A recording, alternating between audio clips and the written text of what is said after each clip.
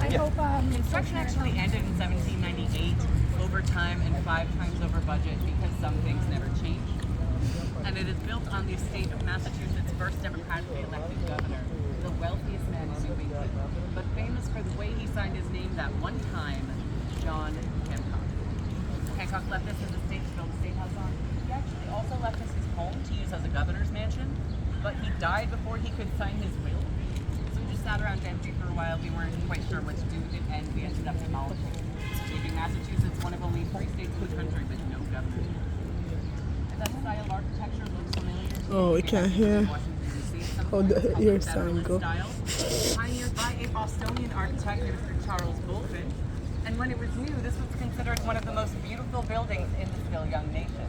However, the gold dome is not actually original to the building. Originally, it was just plain wooden shingles. But they don't call this area of the country New England for nothing. It can rain quite a lot here. What happens to wood when it stays wet for too long? Rots, precisely. Yes, so the roof starts leaking in on the government. No one wants that. So in 1802, they cover it in copper. At the time, there's only one man who can get to do this. There's only one man in the entire country who can roll out a sheet of copper thin enough without losing money on it. He is an incredible innovator. He is the leading industrialist for the Industrial Revolution. And lucky for us, he lives right here in Boston. That man was Paul Revere. You've ever heard that name before? You're thinking of the horse guy? Yeah, that was him too. Wow. So, Paul Revere covers the roof in copper in 1802. So the rain is no longer leaking in, but the rain does not stop. What happens to copper after a while? Rust. Yes, it oxidizes. Yes, it turns green. So it's starting to look moldy, gross. So sometime after the Civil War, we covered it in 23 karat gold, which, yes, was a little expensive. But because it's gold leaf, it's incredibly thin, so there's not actually a whole lot of gold up there. I think there's like 8 kilograms or something. If you took it all off and crumpled it up into a ball, it'd be about the size of a pineapple. Now, if at any point you'd like to visit the State House, it's gorgeous inside and out. You will not be able to go through the front door. The front door is reserved for troops returning from war, governors leaving at the end of their term to show they're no longer in power, and visiting heads of state or visiting presidents. As a matter of fact, are you familiar, do you know who John F. Kennedy is? Yes. So he showed up 1 week before his inauguration. He tried to go through the front door, and they wouldn't let him. He says, guys, come on, I'm going to be president in a week. He said, great, you can come back next week. He sent him around to the Hooker entrance, which is named for General Hooker. There's a statue and everything, and I'm disappointed in you.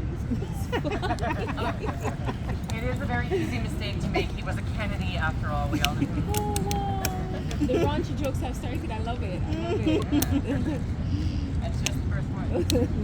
Now, here in the United States, we have 2 types of constitution.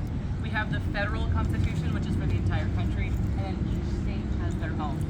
And the Massachusetts state constitution is the oldest constitution in the world that has been continually enforced since it was written. It was written in 1780 by a man named John Adams.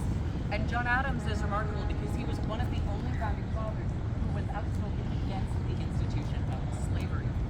We're going to talk a little bit more about slavery, specifically its legacy in Massachusetts at the Parchment Church, which is our next stop. There's one last thing I do want to point out here. Right there, that is the Millennium Tower, the one we're looking at right now. That was completed in 2016. Until recently, it was the newest building in this area. The exterior is all glass. So when the sun hits it just right, it kind of looks invisible, doesn't it? Yeah. I just think that's cool. That is really the only reason I'm talking about it. It's not important at all. All right, allons-y. Sorry.